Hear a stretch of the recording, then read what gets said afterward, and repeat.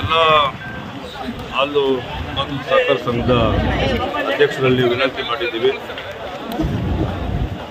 ಇವತ್ತೇನು ನಮ್ಮ ಕೋಲಾರ ಜಿಲ್ಲೆ ಹಾಲು ಒಕ್ಕೂಟದಲ್ಲಿ ಬ್ರಹ್ಮಾಂಡ ಭ್ರಷ್ಟಾಚಾರ ನಡೆದಿತ್ತು, ಅದು ಹೋಗಲಾಡಿಸಿ ರೈತರಿಗೆ ಒಳ್ಳೆಯದಾಗಬೇಕು, ಇನ್ನೂ ಅತಿ ಹೆಚ್ಚು ಬೆಂಬಲ ಬೆಲೆ ಕೊಡಬೇಕು ಸರ್ಕಾರಕ್ಕೆ ಒತ್ತಾಯ ಮಾಡಲಿಕ್ಕೆ ಆಡಳಿತ ಮಂಡಳಿ ಕೋಲಾರ ಜಿಲ್ಲೆಯಲ್ಲಿ NDA ಅಭ್ಯರ್ಥಿಗಳು ಸ್ಪಷ್ಟವಾದಂಥ ಬಹುಮತದಿಂದ ಎಲ್ಲರೂ ಕೂಡ 12 ಸೀಟಲ್ಲಿ ಕನಿಷ್ಠ ಪಕ್ಷ ನಮಗೆ 9 ರಿಂದ 10 ಸೀಟು ಗೆಲ್ತಕ್ಕಂಥ ಸೂಚನೆ ಕಾಣ್ತಾ ಇದೆ.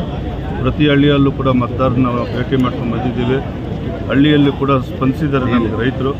ಹಾಗಾಗಿ NDA ಅಭ್ಯರ್ಥಿಗಳು ಗೆಲ್ಲೋದ್ರಲ್ಲಿ ಯಾವುದೇ ಸಂಶಯ ಇಲ್ಲ. NDA ಬಾವುಟವನ್ನು ಕೋಲಾರ ಜಿಲ್ಲಾ ಹಾಲು ಒಕ್ಕೂಟದ ಬಾವುಟವನ್ನು ಆರಿಸೋದಕ್ಕೆ ಯಾವುದೇ ರೀತಿಯಾದಂಥ ತೊಂದರೆ ಆಗಲ್ಲ. ಇವತ್ತು ಶಾಸಕರು ಮತ್ತೆ ನಿಮ್ಮ ಮೇಲೆ ಆರೋಪ ಮಾಡಿದ್ದಾರೆ ಸರ್, ಹಣ ಹಂಚ್ತಾ ಇದ್ದಾರೆ ವರ್ತೂರು ಪ್ರಕಾಶ್ ಅವರು ಅಂತ. ಇವತ್ತು ಮತ್ತೆ 2ನೇ ಬಾರಿಗೆ ಆರೋಪ ಮಾಡಿದ್ದಾರೆ. ವಿಡಿಯೋ ಒಂದು ರಿಲೀಸ್ ಆಗಿದೆ. ಮನೆ ಹತ್ರ ನಾನು ಯಾರಿಗೋ ಬಡವರು ಸಹಾಯ ಮಾಡೋಕ್ಕೆ ಬಂದಿದ್ರು, ಕಾಸು ಕೊಟ್ಟಿದ್ದೆ.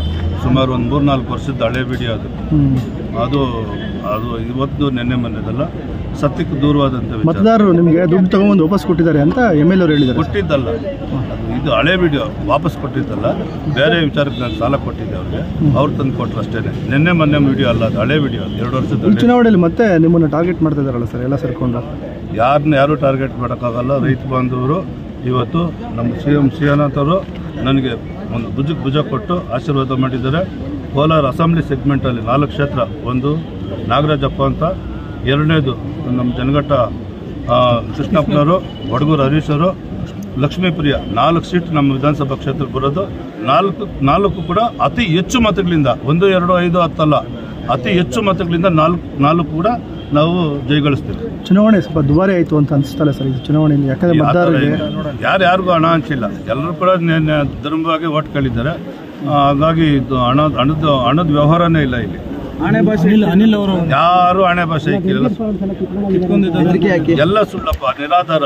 ಯಾರನ್ನ ಆರೋಪ ಮಾಡಿದ್ದಾರ, ಪೊಲೀಸ್ ಸ್ಟೇಷನ್ ಅಲ್ಲಿ ಕಂಪ್ಲೇಂಟ್ ಕೊಟ್ಟಿದ್ದಾರೆ, ವರ್ತೂರು ಪ್ರಕಾಶ್ ಬಂದು ಕಿತ್ಕೊಂಡೋಗಿದ್ದಾರೆ ಅಂತೇಳಿ. ಬಾಯಿಗೆ ಬಂದಂಗೆ ಇವರು ಹುಚ್ಚುಚ್ಚಾಗಿ ಮಾತಾಡೋದು. ಅವರು ದುಡ್ಡು ಕೊಟ್ಟಿಲ್ಲ, ನಾವು ದುಡ್ಡು ಕೊಟ್ಟಿಲ್ಲ. ಇವಾಗ ಅನ್ಯಾಯ ಆಗ್ತಾ ಇರೋದು ನೀವೇ ಪಾಪ, ಅನ್ಯಾಯ ಆಗ್ತಾ ಇರೋದು ನೀವೇನೆ.